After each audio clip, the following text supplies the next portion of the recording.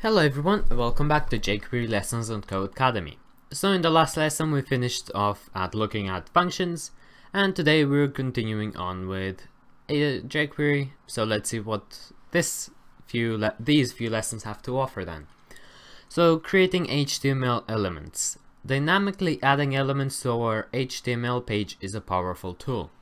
It lets us modify not only the formatting, but the actual structure of our websites in response to a user's actions.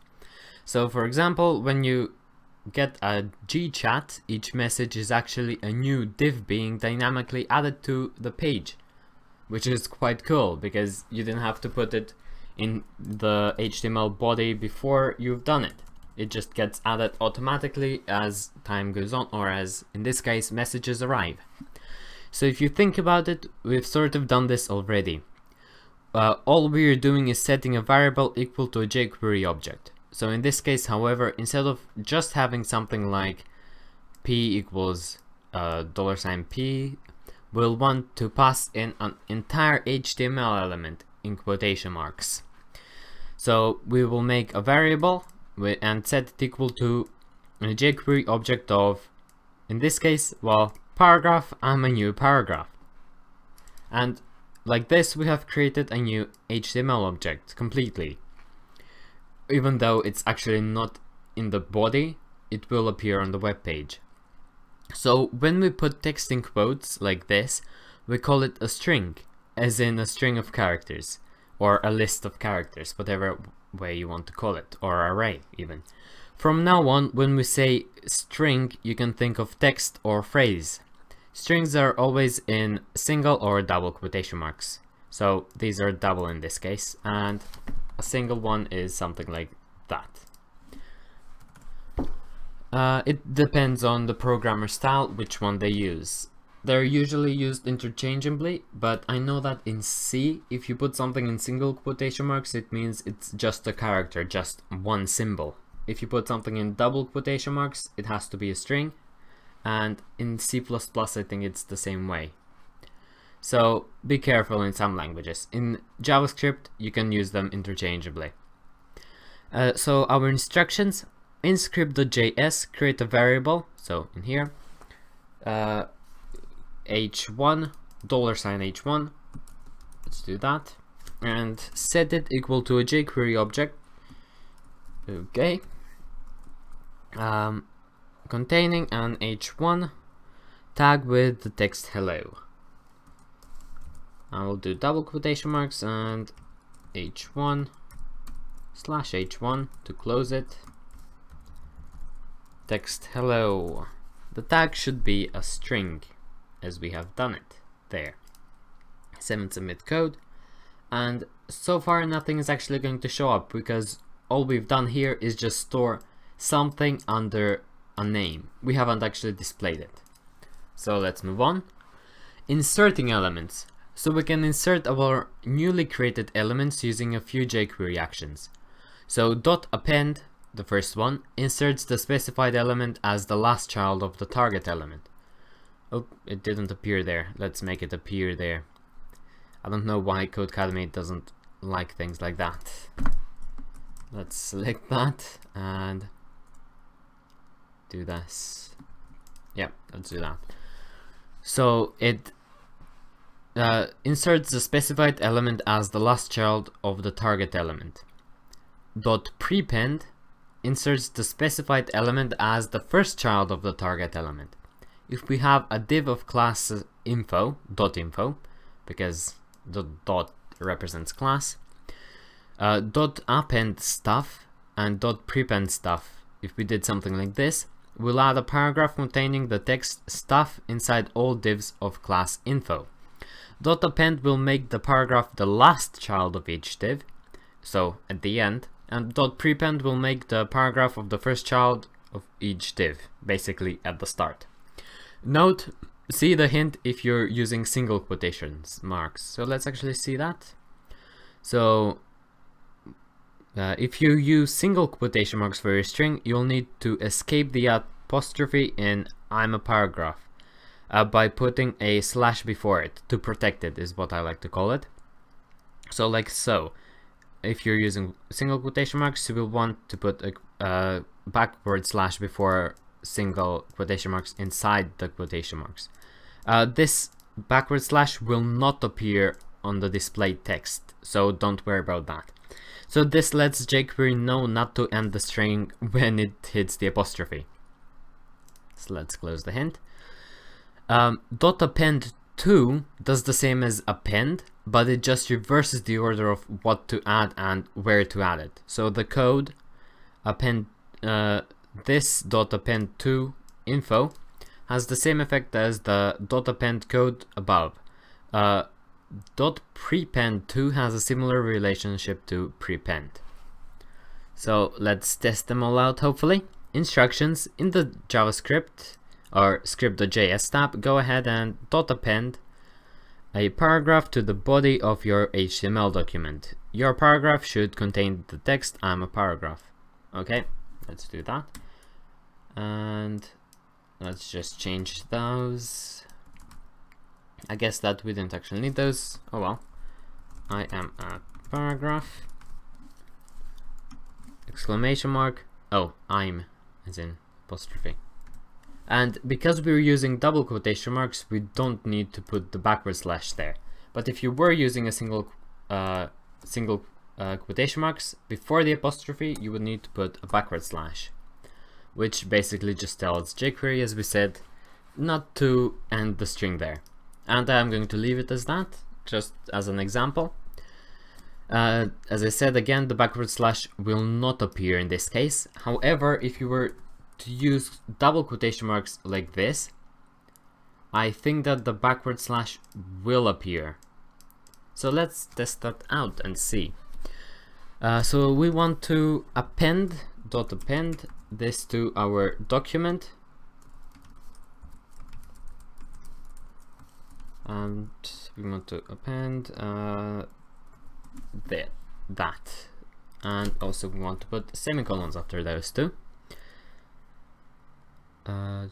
just to see a paragraph to the body of your HTML document.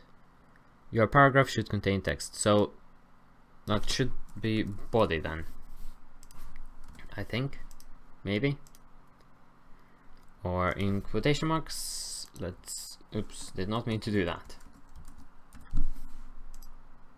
Okay, I will see how to make it work. Okay, so what I forgot to do is, well, do the basic thing of when the document is ready, then do the function that I am looking to do. So that's just the basic, making the document into a jQuery object and saying that when it's ready, or when it's loaded, basically, perform a function, and that function in this case is going to be append. And I think that you can put this either here or even here should be fine as well. You can put it wherever you want, although I prefer to put it out here as it's defined. Also, I noticed that the backward slash actually does protect the what is called the single quotation mark, even though it's between double quotation marks. So that's interesting and something to note. And if you want to actually put a backward slash in here, then you need to put 2 backward slashes. I think there was some rule that you need to do, and you can try that out. So as in, if you wanted to put a backward slash in a text document, you can do something specific, which I need to figure out what to do. I will tell you in the comments down below or in the next video how to do that. But for now, let's save and submit code on that, and let's move on. Before and after. So we can specify where in the DOM we insert an element with the .before and .after functions. The syntax looks like this. So we have a jQuery object that we are targeting, .after, and the tags to, and then whatever we're adding. So that's going to add it after. So where target is the element after which you want to add something, and the bit between the tags is the HTML element you want to add. So you can add h1s, divs, or any other valid HTML you like. Instructions: go ahead and add a paragraph tag after the div with the ID of 1. you can place any text you like in your paragraph tag. So let's do that. Oops. Well, I can do this. Why not? We have that. That's our paragraph tag. I will add that on. Then we want to do this thing with the document and .ready. In here, function with all of this stuff.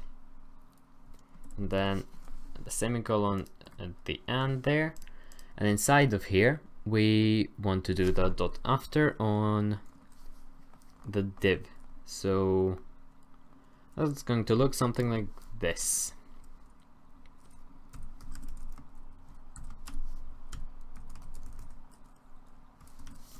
And then inside of here, I will want to add the object.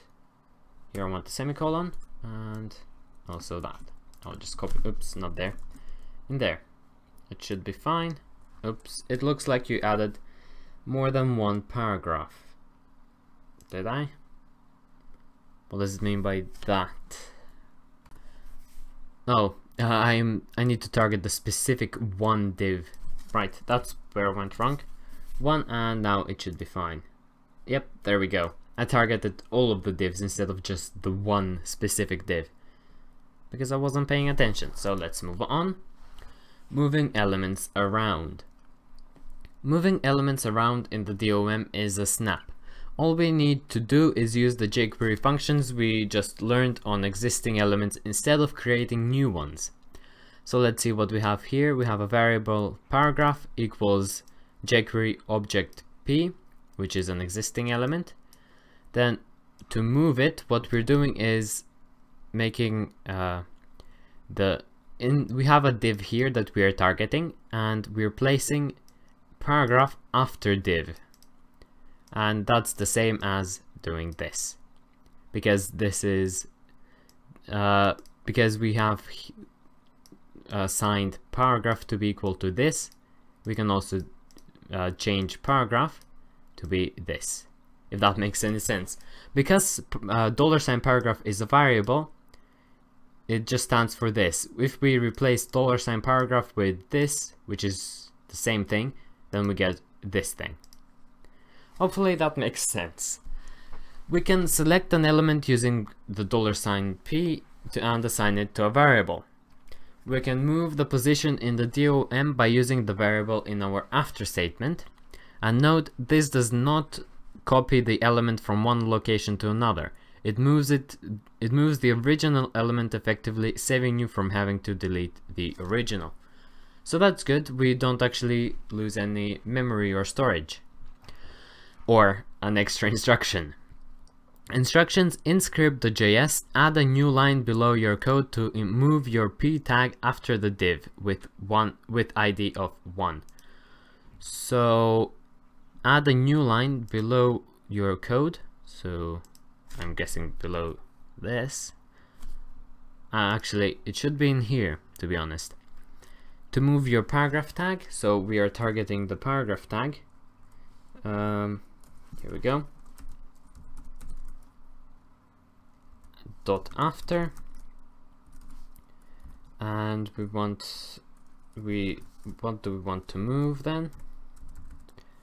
Dot after the div with ID of that, and we want to put that in quotation marks, any kind, and that should be fine. Oops, it looks like you didn't add a p after the div with ID 2.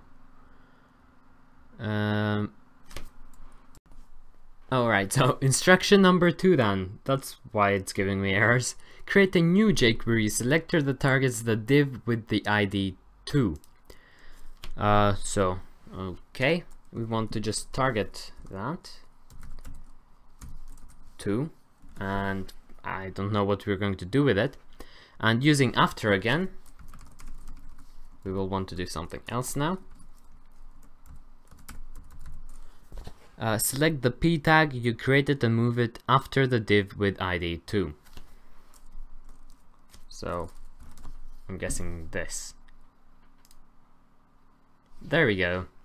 That also works. I think that you can also replace the p in quotation mark here with that as well, because it's the same thing. Oops, and the second time actually you need to remove that and this here. Let's see if that works out.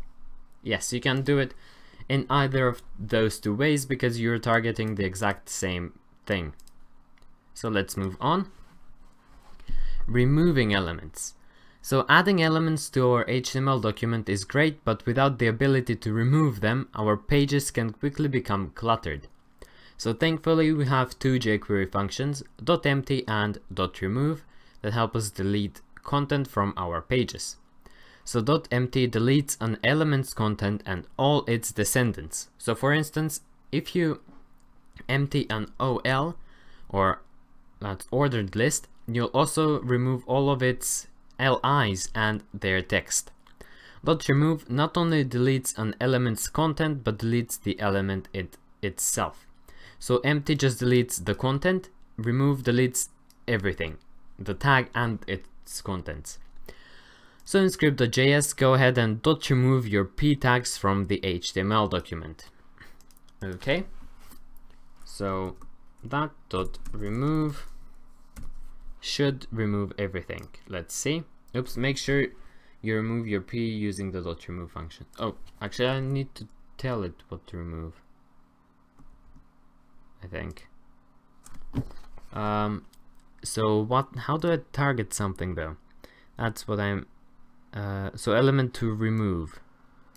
I want to remove the paragraph. So I guess if you do this, .remove, and it shouldn't have anything in this parentheses. Huh, that's weird. I just forgot to put the $sign there to turn it into a jQuery object. So now if we do save and submit, as you can see, the paragraph got removed completely and we can't see anything of it left. So if you guys have any questions, please feel free to ask in the comments down below. If you like this video, then please give me a like, share, subscribe, do all of that good stuff. If you didn't like the video though, please give me a dislike and tell me in the comments down below what you didn't like about this video so that I can improve for the next time. But until that next time, thank you guys so much for watching this video and goodbye.